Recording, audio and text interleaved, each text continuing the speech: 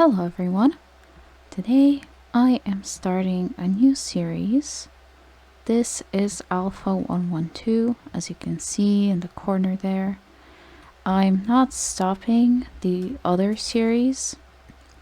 I just think it's nice to have multiple things going at the same time for variety and all that. Originally I made this world just to sort of test the recording, but this is kind of like the most perfect alpha world I've ever gotten. Like, it has everything I love about this world generation.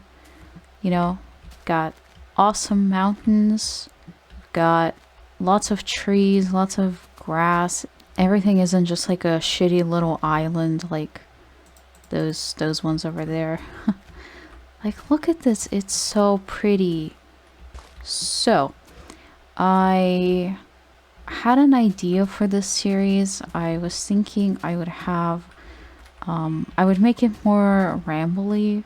So I was thinking I would have like a topic for each episode that I would talk about, mainly as kind of a general guideline for what to talk about. It's like noon right now, so better hurry my ass up if I want to not die.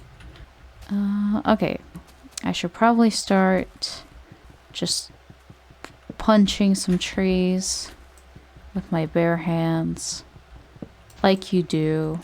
I wanted to talk about old fandoms, or like childhood fandoms, because I have had unrestricted internet access since I was maybe 10, but I have a lot of fond memories of my very first fandoms. Like, when I got onto the internet for the very first time, I think I was 10, so that's 2014, and that's when I also first got my own phone, I think. Actually, I think my very first phone I got was I was 9. And I probably got my very first smartphone at 11? Yeah, I think I was 11 by that point. But in 2014, I discovered Minecraft for the first time and started playing on version 1.8.1. Anyway, like I was saying... Oh! Wait, that leads outside. Oh no, it doesn't. What? I'm not sure what to do now.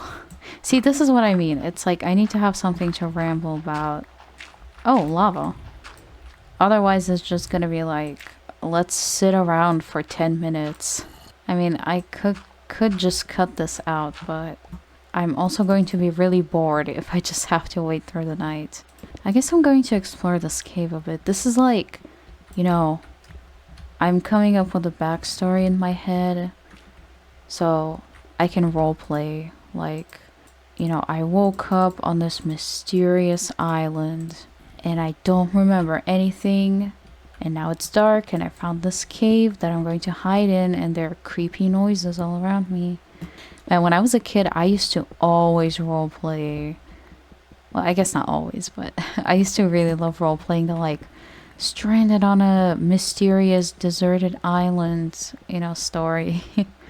But anyway, so I wanted to talk about when I first got onto the internet. I said I was mostly watching Minecraft videos, and then I started discovering indie horror games, and at the time there were like a few short little crafty Unity jump scare maps that were making the rounds, and you would see a bunch of people play them, but then it was like no one really remembered them after they played them. Like, everybody just kind of immediately forgot about them. One of those games was about Jeff the Killer, and that's when I first discovered creepypasta. So creepypasta was my very first internet fandom. So, as such, it holds a very special place in my heart. I'm getting out of here. when it comes to, oh god, when it comes to fandoms, I kind of have this whole timeline in my head of like all my childhood fandoms. I had a huge Jeff the Killer fangirl phase. Oh god. No, don't kill me.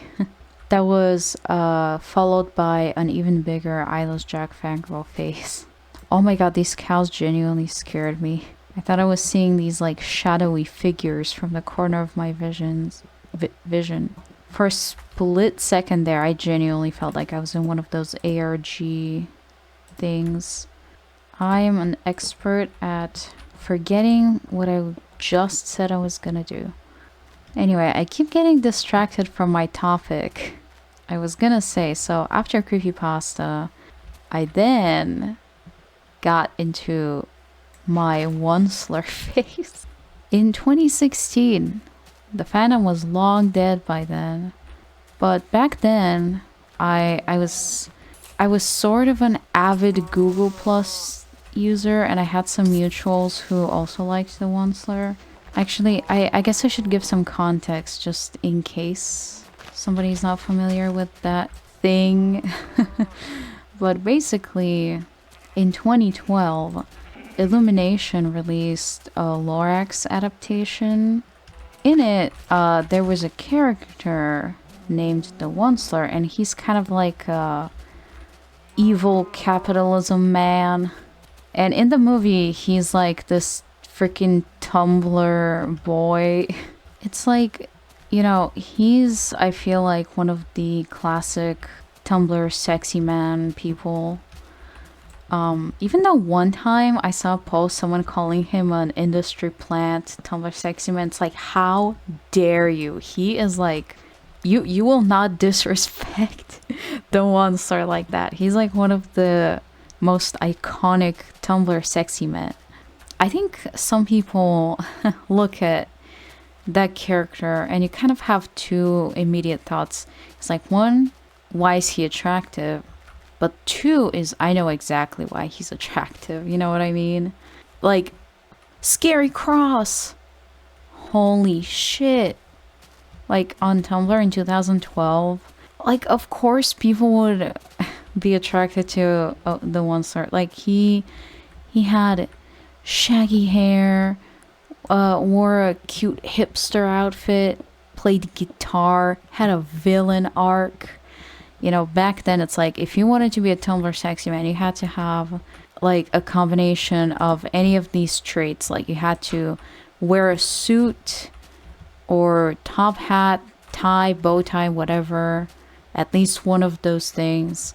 You had to have a villain arc, have a sad backstory, be kind of quirky and silly or like crazy in some way. If you had any combination of those traits, you were a Tumblr sexy man. People went crazy for characters like that, and they still do. Let's not kid ourselves. Dude, it's another Scary Cross. How strange. But anyway, after that, or kind of during that, I got into Homestuck for the first time. And it's like, I was 12. I wasn't that fluent in English yet. So imagine being a little 12-year-old kid who, you know, doesn't really speak English that well, trying to read fucking Homestuck. And honestly, I was like half asleep throughout most of it. Something I wanted to mention is recently I was deleting some like old trashy spammy emails, and I found some really old ones from Google Plus. Like I said, I was an avid Google Plus user during like 2015 to like 2018. I think I shut down 2019. And I noticed that, so these emails from Google Plus are basically like notifications, just being like, it would show like what community those posts were from that I was giving the notifications for. So Google Plus had a thing called communities, if you never used it.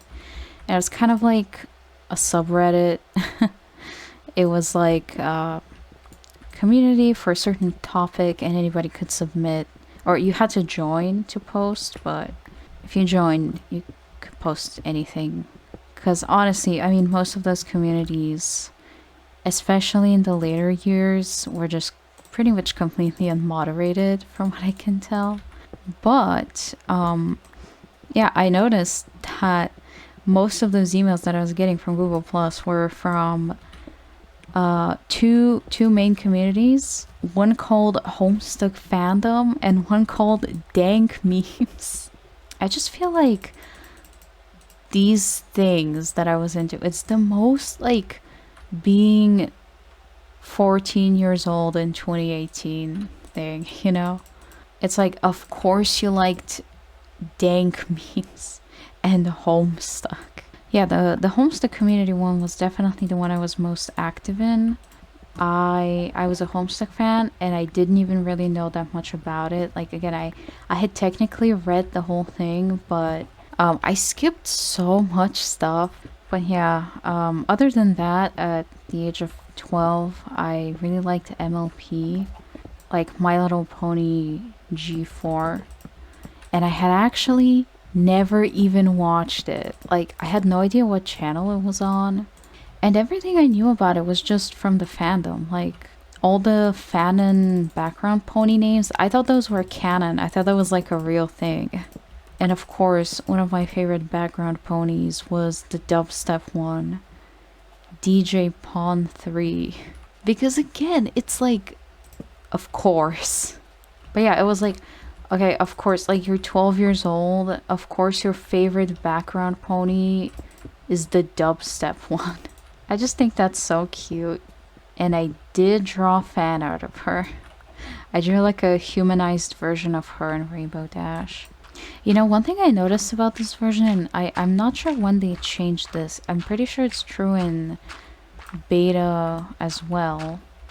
I think they might have changed it for the adventure update, but every single time you spawn into a new world, you will always spawn on top of sand.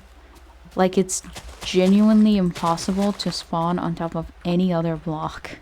And some sugarcane. So sugarcane is like, you know, there's no sugar, there are no cakes, so the only thing it's used for are books. And it's good that they're so cheap because you can't break them. They'll disappear. They don't even drop the books. It's like you make a bookshelf, and wherever you put it, you gotta commit to that spot. So yeah, like I said, those are pretty much all my main fandoms that I remember. But yeah, this has been a lot of fun. I just really, really, really love this world. It's so, so pretty. And I think in the next part, I'm going to go mining. I think that's all I have to say for today. If you watched this whole thing, thank you so, so much for watching. I really, really appreciate it. This is the end of part 1, and hopefully I will see you in the next one. Bye for now.